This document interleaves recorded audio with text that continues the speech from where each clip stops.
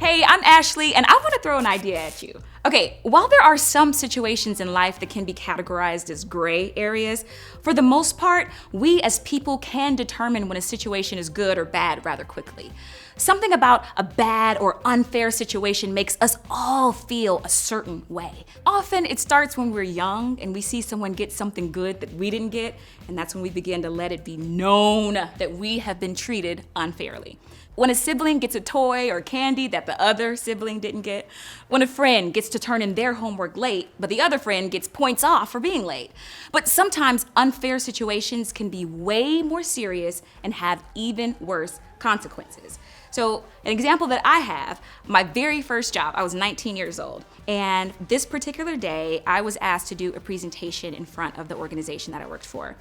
And I walked in the room and I was the only woman and also the only person of color in this room. And so I open my laptop and I'm getting ready to do the presentation, and a man in the back of the room says, "Hey, before you get started, can you go fetch me a cup of coffee?"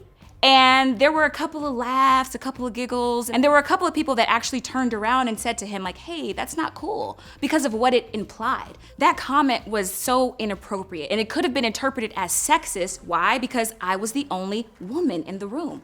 It also could have been interpreted as racist. Why? Because I was the only black person in the room. And even standing there, I felt like I couldn't say anything at all because I felt responsible in some way. I felt like if I was to say that I felt disrespected, that it would have been, "Oh, that's just how she's taking it. She's blowing it up. She's making it a big deal." So we've been talking about injustice the past couple of weeks, which we've defined as the things in our world that are not right, unfair, or unequal. It's painful to experience injustice, and it makes us all ask, why doesn't somebody do something? What will it take to make this situation shift from bad to good? It's even worse when injustice is ongoing, systemic, and constant. Now, last week, we talked about how God sees and cares about what's happening.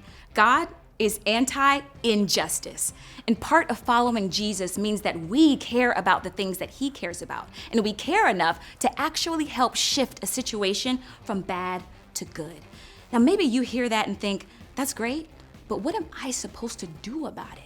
When you look at the world and see how many things are not fair or cause people harm, it can be overwhelming. We see people who have been victims of injustices like racism, oppression, discrimination, or prejudice. Maybe you yourself have had to deal with those things in your own life. If you've ever experienced this, then you may be showing up each week and wondering, how do I handle this when it's happening to me and not just around me?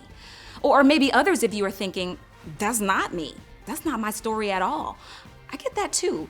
But as a caring community, when one of us suffers, we all suffer. And this is a good opportunity for you to hear what injustice feels like to someone in your community that is experiencing it. And that's why I want to challenge you to lean in and practice what we talked about in our first week, to be curious. So if you are experiencing injustice or have experienced injustice, what do? What do you do when you feel like you're alone in that? What do you do when you realize someone in your vicinity is experiencing injustice? Now, with that in mind, I want to tell you a story about 3 friends and what happened to them. Okay, so around 600 BC, there was a Babylonian king named Nebuchadnezzar who was very powerful. He conquered and captured the people of Israel. And one day he built a giant golden statue that stood 90 feet tall and ordered everybody to bow down and worship the statue whenever they heard certain music playing. If anyone chose not to do as he ordered, they would be thrown into a blazing fire. So Daniel, one of the authors of the Old Testament, tells us that there were 3 Jewish men who had been captured, named Shadrach, Meshach, and Abednego. They were worshipers of God, and they refused to bow down to this statue. You could probably guess that the king was not thrilled by this news, and he ordered Shadrach, Meshach, and Abednego to be brought to him. Okay, this is scary. So he gave them one more chance to bow down and worship the statue when the music played, or they would be thrown into the fire. But these 3 men stood their ground. They knew it wasn't right for someone to force them to worship anything other than God, and they believed that God could rescue them. But even if God didn't, they still didn't want to turn from their devotion to God. I mean, what an incredible example of courage and faith. So of course, the king, he's in full rage mode now, and he orders the fire to be turned up 7 times hotter than usual. 7 times, y'all. So Shadrach, Meshach, and Abednego were tied up and thrown into the fire. The furnace was so hot that the soldiers who threw the men in the fire, they died simply from coming near the flames. Now look, I think we can all agree that this situation is intense and unfair. And many of us do know what it feels like to be treated unfairly, to be discriminated against for our skin color, to be treated like we're less than because of our family's finances, to be held back because of our gender, to be considered less important because of something we have absolutely no control over. And if you've experienced this, then you know it could be scary, frustrating, and so sad. I mean, these guys, I'm sure, felt all of those things. Now, let's continue with the story. I want you to see what happens next when they're in the fire. Then King Nebuchadnezzar leaped to his feet in amazement and asked his advisors, "Weren't there 3 men that we tied up and threw into the fire?" They replied, "Certainly, Your Majesty." He said, "Look, I see 4 men walking around in the fire, unbound and unharmed, and the 4th looks like a son of the gods." Nebuchadnezzar then approached the opening of the blazing furnace and shouted, "Shadrach, Meshach, and Abednego, servants of the Most High God, come out, come here." So Shadrach, Meshach, and Abednego came out of the fire, and the satraps, prefects, governors, and royal advisors crowded around them. They saw that the fire had not harmed their bodies, nor was a hair of their heads singed. Their robes were not scorched, and there was no smell of fire on them. Now, there are many Bible scholars and researchers who have opinions about this story. I mean, who was the 4th man in the fire? Was he God? Was he Jesus? Was he an angel or someone else? I don't know the answer, but one thing is clear. In a moment of extreme injustice, these 3 stood up for what was good and what was right. And in doing what was good, God made sure that they were not alone.